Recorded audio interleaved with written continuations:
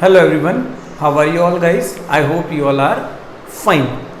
Guys, as you all know, in last classes we discussed about characteristics and objectives of business and introduction of business. Now in today module we discussed about forms of business. बच्चों business studies में chapter number first चल रहा था जिसका नाम concept of business था। Concept of business के अंदर हम ये समझ चुके थे कि बिजनेस एक्चुअल में होता क्या है या बिजनेस की क्या क्या कैरेक्टरिस्टिक्स हैं और बिजनेस के ऑब्जेक्टिव्स को हमने सही ढंग से सही तरीके से पढ़ लिया था। आज जो हम शुरू कर रहे हैं हमारे बिजनेस का जो फर्स्ट चैप्टर है बीएसटी का, उसका जो नेक्स्ट टॉपिक है जिसका नाम है फॉर्म्स ऑफ बिजनेस, तो वो हम शुरू करने वाले हैं।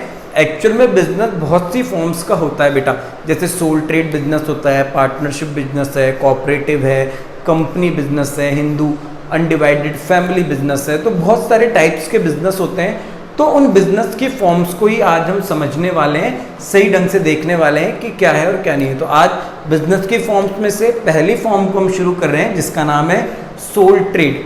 सोल ट्रेड की अगर बात की जाए तो एक ऐसा बिजनेस जो एकल व्यवसाय है, हिंदी में क्या कहेंगे, एकल व्यवसाय, यानी एक ऐसा बिजनेस जिसे शुरू करने वाला पर्सन भी सिंगल है और जिसको क्लोज करने वाला बंदा या पर्सन भी वही है। उस बिजनेस में जो लॉस होगा उस लॉस को बियर भी वही सिंगल पर्सन करेगा जिसने उससे शुरू किया था, और उस बिजनेस के अंदर अगर प्रॉफिट होता है तो उस प्रॉफिट को अर्न, उस प्रॉफिट से कहते हैं ना मजे करना, एंजॉय करना, उस प्रॉफिट से वो सिंगल पर्सन ही करेगा। मतलब लॉस और प्रॉफिट दोनों चीजें शेयर नहीं होगी, पावर और जो अथॉरिटी है वो भी एक ही बंदे की रहेगी, जो डिसीजंस है वो भी एक बंदे के रहेंगे।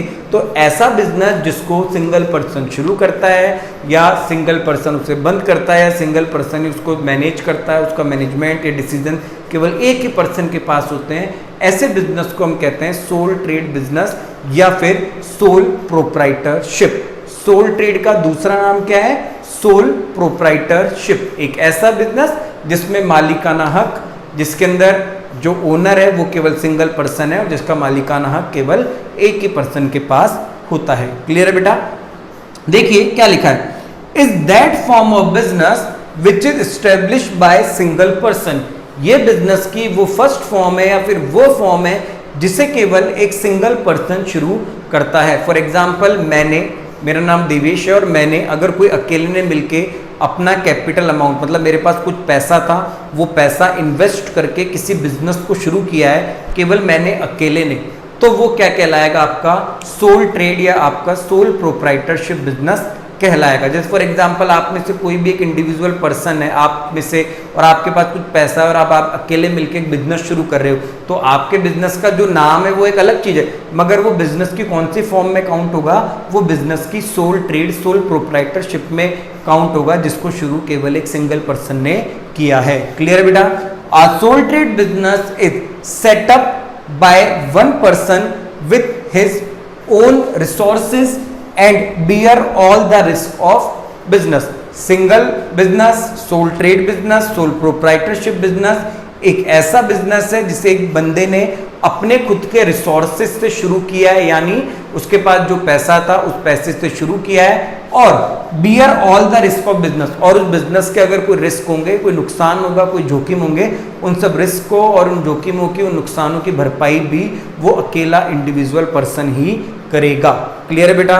तो सोल ट्रेड बिजनेस का दूसरा नाम सोल प्रोप्राइटरशिप, एक ऐसा बिजनेस जिसे एक सिंगल पर्सन ने शुरू किया है, अपनी मनी इन्वेस्ट करके, अपनी कैपिटल अमाउंट को इन्वेस्ट करके, वही उसका ओनर है, वही उसका मैनेजर है, वही उसका डायरेक्टर है, वही उस पूरे बिजनेस को चलाएगा, और जो बिजनेस का प्रॉफिट होगा उस प्रॉफिट को अकेले को वही अर्न करेगा, और बिजनेस में कोई लॉस होगा तो उस लॉस को भी पूरे को वही बियर करेगा। क्लियर बेटा? कुछ मैंने आप पॉइंट्स लिखे हैं जो सोल ट्रेड और सोल प्रोप्राइटरशिप बिजनेस को थोड़ा आसान बनाते हैं समझने में। जैसे पहला पॉइंट है सोल ओनरशिप, यानी सोल ट्रेड और सोल प्रोप्राइटरशिप बिजनेस का जो मालिकाना हक है, जो ओनरशिप है, वो केवल एक सिंगल पर्सन के पास होती है, इसलिए इसे क्या कहा जाता है, सोल ओनरशिप। क्लियर है? नेक्स्ट पॉइंट है सोल मैनेजमेंट, यानी जो मैनेजमेंट है, जो प्रबंधन है, जो सारी चीजें कैसे करनी है, कब कौन सा काम करना है, कोई काम कैसे होगा, गोल कैसे अचीव होगा, तो वो सब एक चीज केवल एक ही पर्सन को सोचनी है, तो वो क्या होता है आपका सोल मैनेजमेंट। क्या होता है बेटा आपका सोल मैनेजमेंट? पहला पॉइंट क्या था, सोल ट्रेड बिजनेस की जो ओनरशिप है वो अकेले पर्सन के पास होती है, तो इसलिए सोल ओनरशिप है। फिर आपका सोल मैनेजमेंट है, जो मैनेजमेंट है वो भी एक अकेला पर्सन करता है। फ्री फ्रॉम लीगल फॉर्मेलिटीज, हमारे इंडिया में सोल ट्रेड बिजनेस या सोल प्रोप्राइटरशिप बिजनेस को शुरू करने के लिए लीगल फॉर्मेलिटीज कम है या फिर ना के बराबर है। मतलब यह है कि कोई एक्ट या कोई लॉ, इनकी अगर बात की जाए तो जो एक्ट और लॉ है वो हमारे यहाँ पे कम है, इसकी हमें जरूरत नहीं पड़ती है। बिना किसी रजिस्ट्रेशन के, बिना किसी एक्ट से जुड़े आप अपने सोल ट्रेड और सोल प्रोप्राइटरशिप बिजनेस को शुरू कर सकते हैं। क्लियर है? लिमिटेड एरिया ऑफ ऑपरेशन, अब जो काम करने के लिए एरिया है, जो ऑपरेशन है जो आप कर रहे हो, जो आपका बिजनेस कर रहा है, उसके लिए आपके पास एरिया यहाँ पे कम है। क्यों? क्योंकि एक अकेला पर्सन पैसा लगा रहा है तो ज्यादा मनी तो कंट्रीब्यूट कर ही नहीं सकता।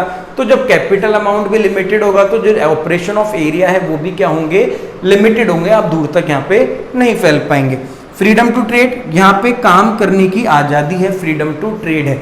अगर सोल ओनर जो है, सोल प्रोप्राइटर जो है, अगर उसको आज़ादी है, वो अपने हिसाब से बिजनेस कर सकता है, उसके खुद के डिसीजन चलेंगे, कभी वो शॉप ओपन कर सकता है, कभी नहीं कर सकता है, जो भी चीज़ है, मतलब उसके पास यहाँ पे फ्रीडम रहेगी।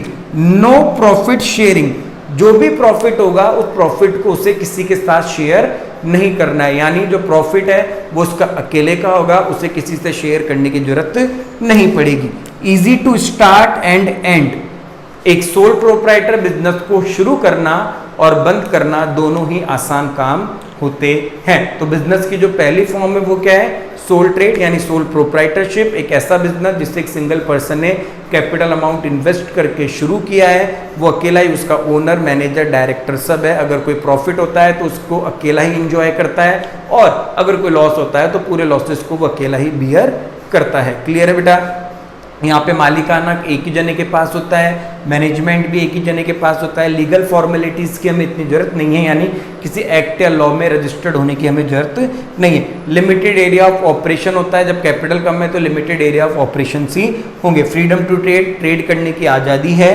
नो प्रॉफिट शेयरिंग, प्रॉफिट किसी के साथ शेयर नहीं करना है। और easy to start and business को शुरू करना और बंद करना आसान है। क्लियर है बेटा? तो ये सोल प्रोप्राइटरशिप है। अब ऐसी और भी फॉर्म्स होती हैं, जैसे पार्टनरशिप। अब पार्टनरशिप में क्या होता है, जैसे यहाँ अकेला बंदा शुरू करने वाला है ना, पार्टनरशिप में मिनिमम 2 या 2 से ज्यादा पर्सन्स होते हैं, वो मिलके अपना अपना कैपिटल अमाउंट लगाते हैं और फिर एक नए बिजनेस को शुरू किया जाता है, तो वो पार्टनरशिप बिजनेस है। तो जो हमारी नेक्स्ट क्लास होने वाली है उसमें तो हम पहले सोल ट्रेड के जो एडवांटेज और डिसएडवांटेज हैं उन्हें डिस्कस करेंगे, यानी सोल ट्रेड और सोल प्रोप्राइटरशिप के क्या फायदे और क्या नुकसान है। देन हम उसके बाद हमारे पार्टनरशिप वाले टॉपिक को शुरू करेंगे, यानी फॉर्म्स ऑफ बिजनेस का जो नेक्स्ट पार्ट होगा पार्टनरशिप, हम उससे शुरू करेंगे। आई होप कि आप सभी को सोल प्रोप्राइटरशिप और इसके कुछ फीचर्स, इसके कुछ कैरेक्टरिस्टिक्स मैंने आपको कराए हैं, ये आप सभी को समझ आए होंगे। Okay students, thank you.